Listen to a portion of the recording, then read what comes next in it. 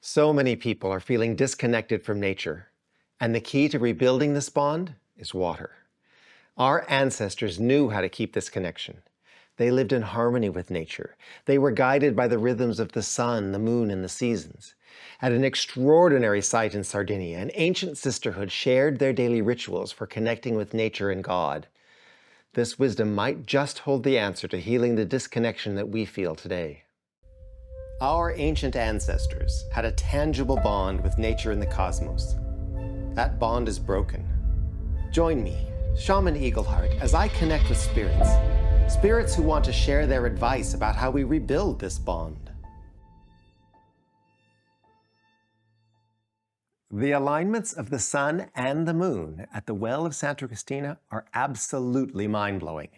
On this adventure, I was joined by my intrepid shaman adventurer Mary and Cristina, our Italian guide, to explore sites in Sardinia for my documentary series on sacred sites around the world. Now, nothing I researched prepared me for what we would encounter at this site near Paoli Latino. Within a 5-kilometer radius of this well, there are over 20 Nuraghi towers and giants' tombs. Clearly, there was something special going on in this neighborhood a long time ago. Now, there is debate about the age of this sacred well. Some academics date it to the Nuraghic civilization, around 2,000 to 3,000 years ago. However, current archaeo-orientation mathematical analysis postulates that this well could date from 220,000 years ago. I'll explain. The structure of the well has a north-south alignment. Well, sort of. It's 26 degrees off of north. Now, I tend to believe that our ancient ancestors knew what they were doing, as evidenced by the precision of the construction, and they would not orient a structure that was aligned 26 degrees off of north. Mario Buildreps and his team have done some astounding mathematical analysis of the orientation of thousands of ancient sites. And they suggest that this site was, in fact, aligned to the geographic North Pole, but to the geographic North Pole of 220,000 years ago. Now, this research is both logical and compelling. I'll put a link to their research. So we paused outside the grounds, performed our ceremony, and we asked for permission to enter the well. A gentle breeze and some bird calls let us know that we were welcome. Now, this amazing construction looks like it was built in modern times, but it wasn't. The precision of the stonework is extraordinary. Each basalt block fits as a tight pattern that's absolutely stunning. Now, a descending staircase of 24 steps has a mirrored staircase above, but that is only part of what makes this site mind-blowing. Every equinox, so in March and September, the sun at noon comes directly down this entrance to illuminate the water in the well. Ah, but wait, there's more. On the summer solstice at noon, the sun illuminates only the descending stairs, leaving the pool and the other parts in complete darkness. And at noon, on the winter solstice, the sun illuminates the inverted staircase on the ceiling, leaving the descending staircase and the pool in darkness. So, this site tracked the movement of the sun and announced the changing of the seasons. Okay, what about the moon? Well, in 2024, we will get the chance to witness this site's lunar magic. Every 18 years and 6 months, during the lunar standstill, the moon will be directly over the round opening in the corbelled ceiling above the thalos of the well. At this time, the moon fits exactly the 35-centimeter diameter opening and casts its image onto the surface of the water. Seriously. So you can see why I had to visit here. Now, we each went down to the well alone for our personal ceremonies. Descending those steps, I remember that I felt two different things. As the air grew cooler, a profound sense of peace. And with the gentle sound of trickling water came kind of an excitement of anticipation. In the stillness, I started to tone. And as the acoustics magnified my voice, I just came all goosebumps. And as I came back up, 2 spirit women were waiting at the top of the stairs to receive me. They were both wearing naturally dyed smock dresses with belts. But confusingly, they exuded the energy of nuns. Now, when I sight whisper, I connect to the strongest frequency at the time. I feel a presence or I hear something and I tune in. Kind of existing in two parallel worlds, the present and this ancient past. Now, in this instance, the frequency that I picked up was an early Christian period. And it was a time when the well was being maintained by a sisterhood. I have to say, it was great to have Mary and Christina with me to ask questions while I focused on holding the frequency and channeling the spirit side of the conversation. Now, one of these women, who said her name was Teresa, explained their attire, and she showed me how they could carry huge amounts of things in the loose fabric. And as I recall, she was the more gregarious of the two. Well, they were eager to show us around. And we had a great conversation, ranging from visitation of ancient spirits to the feminine aspects of Christ and his alignment with nature. We talked about how they used the well. And luckily, we recorded the whole thing, and I have the transcript here. Teresa, every morning we wake up before the sun. We clean, prepare, and pray. When the sun comes up, we each descend to the well to pray with the water. I didn't really catch the other one's name. I think she said it was something like Anisa. And she added, we take the water in the mornings. It restarts everything. Today is a fresh day, with clean, fresh water to start anew. The prayer that they offered was really simple. You took the water in your hands, you sipped some, and asked for your heart to be renewed with nature. Every day, ask that nature accepts your heart, and that your heart remains pure and open, so that nature can flow through you. What a beautiful prayer. I've used it many times at natural springs. The two sisters were really curious about our experience. Teresa asked if the top of the dome lit up when we toned. I shared that I saw sparks of light and Mary saw lines of white light.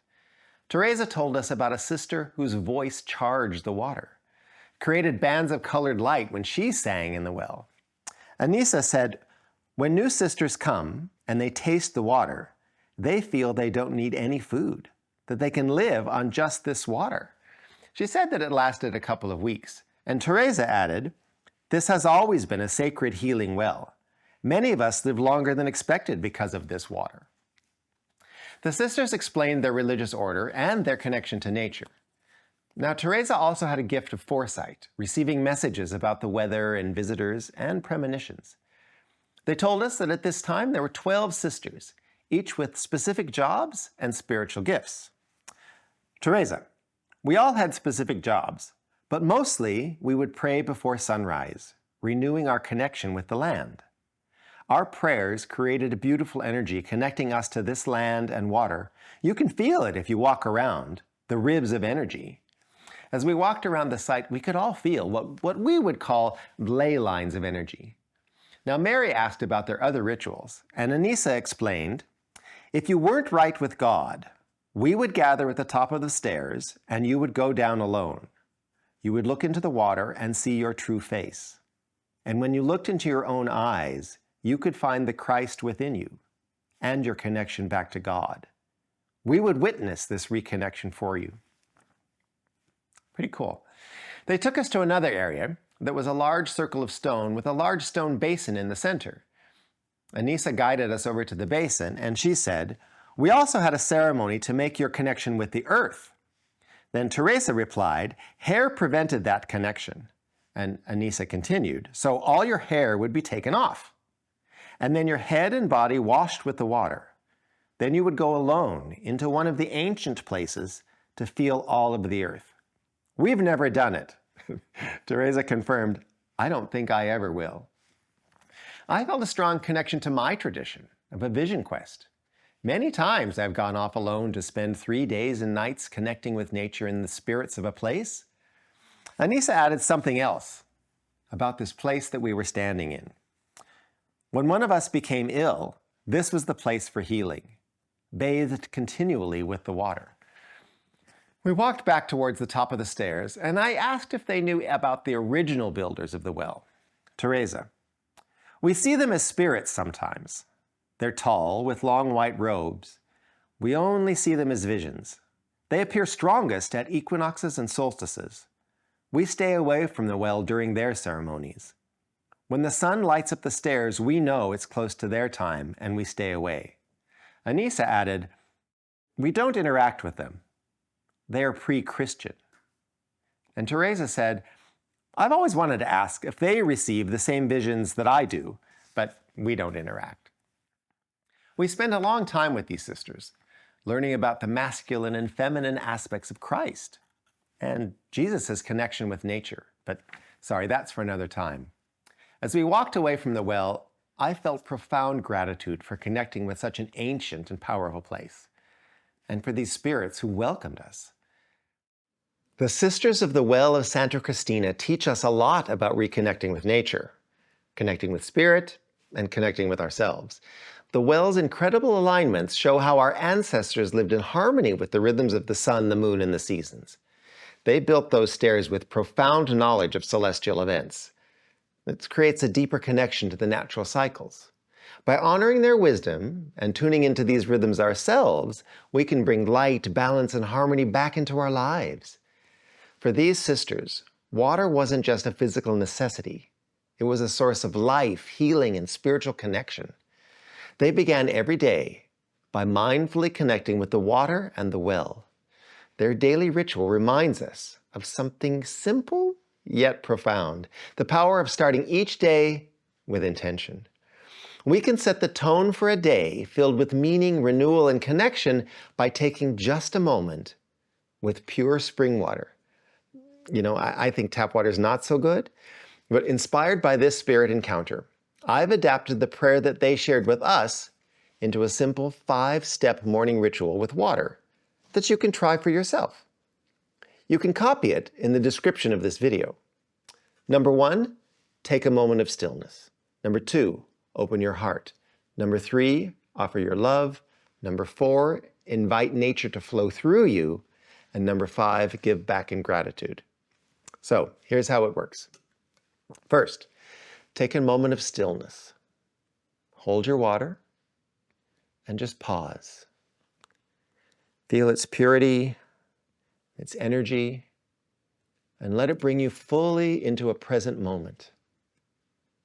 Second, open your heart. Take your first drink.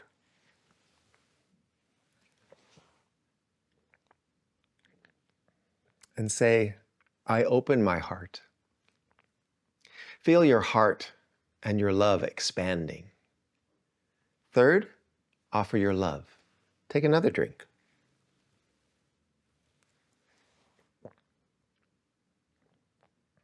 Feel that connection. The connection between you, the water, and nature. And say, my love flows out to all of nature. Feel this intention flow from your heart. And fourth, invite nature to flow through you. Take another drink.